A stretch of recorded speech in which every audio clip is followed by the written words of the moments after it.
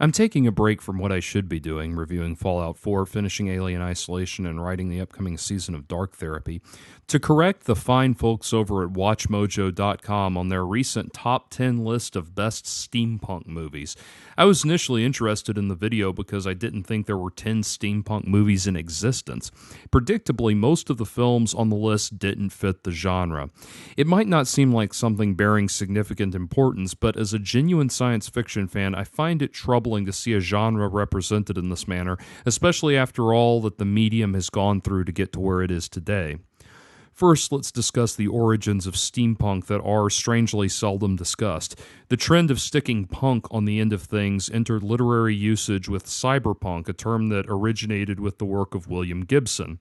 While precursors to the style, such as Philip K. Dick and William S. Burroughs, had already made significant contributions, it was Gibson who gave us cyberpunk as a codified genre with novels like Neuromancer and short fiction like Burning Chrome and Johnny Mnemonic.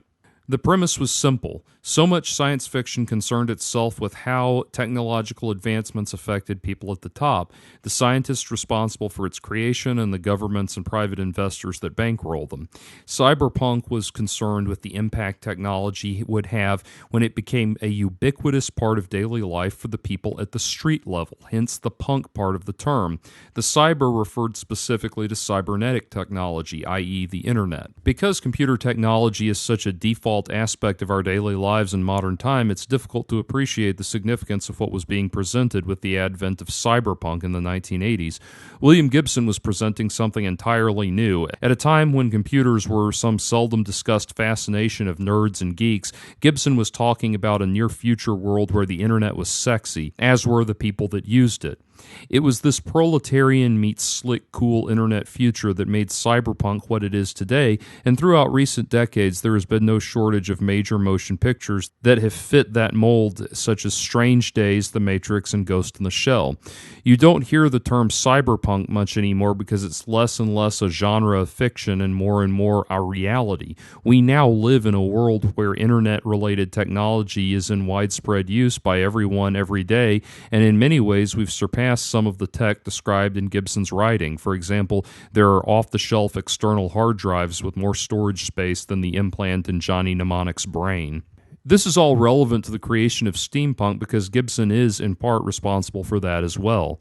In 1990, Gibson collaborated with fellow cyberpunk luminary Bruce Sterling to create The Difference Engine, a novel set in an alternate historical timeline of the 1800s, one in which Charles Babbage's proposed computer designs actually came to fruition, and the effect that this would have on the forward march of technology. This is, in part, a good example of the problem that I have with the modern steampunk trend.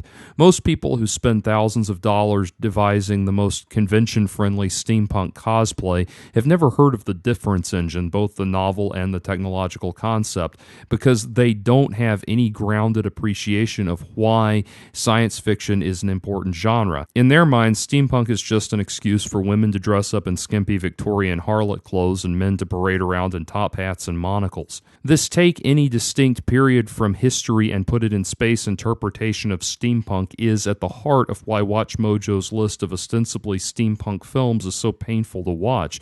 The Adventures of Baron Munchausen isn't steampunk, it's just a children's fantasy story. Things to Come also isn't steampunk. The aesthetic look combines elements of dieselpunk, the term for mid-century modern gritty science fiction like what we see in the Fallout series, with more traditional sword and planet space opera adventuring.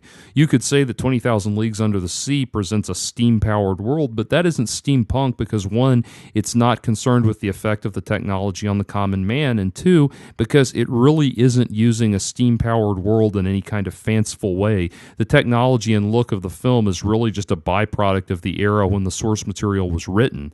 Certain films, like Metropolis, fall into the yeah, maybe kind of category, but really any movie that came out before the release of the Difference Engine novel is just a forerunner of steampunk, not a genre film. Of the films listed, I counted only 2 that truly fit the genre, namely City of the Lost Children and Hugo. Oddly, there were other confirmed hardcore steampunk films like Katsuhiro Otomo's Steam Boy that only received an honorable mention from Watch Mojo. I bring all of this up because the mainstream acceptance of science fiction in recent years has led to the inevitable muddying of the terminology that inevitably comes when an underground genre breaks through to the mainstream. Nowadays, science fiction subgenres amount to little more than fashion choices, not fictionalized lines of intellectual inquiry. As someone who is old enough to remember a time when science fiction was, despite box office blockbuster films, still largely an underground phenomenon, I can recall the sense of electricity in the air at science fiction conventions, the knowledge that this was where the great ideas of both sides of the brain came together, the artist and the scientist functioning as one unified being of higher purpose. We were the idea men of the future, exploring and shaping the possibilities of tomorrow. It's even a feeling that has played out in reality. Countless people have sought out careers in science, robotics, and engineering because of shows like Star Trek and writers like Isaac Asimov, so much so that William Shatner even authored a nonfiction book called I'm Working on That, which was inspired by the sheer number of people that were coming up to him and telling him that they were developing real-life versions of something they saw in Star Trek. Don't get me wrong, there's absolutely nothing wrong with cosplay. It's fun, creative, and nobody loves a good Slave Leia beauty pageant more than me.